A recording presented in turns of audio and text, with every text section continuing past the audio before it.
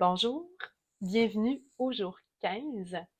Aujourd'hui, je te propose en fait un bilan de la deuxième semaine. Alors cette semaine, comme tu as pu le constater, je t'ai amené à porter ton regard davantage vers l'intérieur, d'aller connecter à tes sens et pour te permettre aussi d'aller toucher peut-être à ton essence qui est vraiment à l'intérieur de toi, pour voir comment la gratitude s'inscrit en toi. Alors, quel a été ton moment fort cette semaine?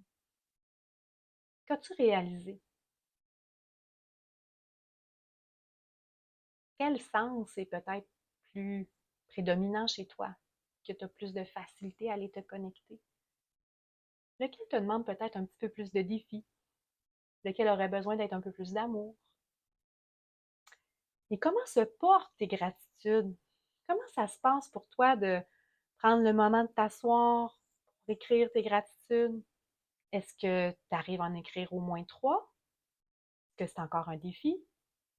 Et encore une fois, il n'y a pas de bonne ou de mauvaise réponse et il n'est aucunement question de compétition ici. D'accord? Est-ce que tu perçois qu'il y a peut-être des blocages? Est-ce que tu perçois qu'il y a des changements qui ont envie de s'installer? Puis tout est OK. D'accord? Le processus est différent pour chaque personne. Et ce qui est important de savoir aussi, c'est que ton cerveau, il est naturellement programmé pour aller percevoir le négatif. Pourquoi? Parce que ton cerveau, lui, son but, c'est que tu survives. D'accord? Donc, quand tu es en mode survie, bien, c'est d'être à l'affût de tout ce qui pourrait aller te nuire. Hein? Donc, ton cerveau est naturellement programmé pour aller voir ce qui est négatif en tant que tel parce que ça peut te causer préjudice, la mort.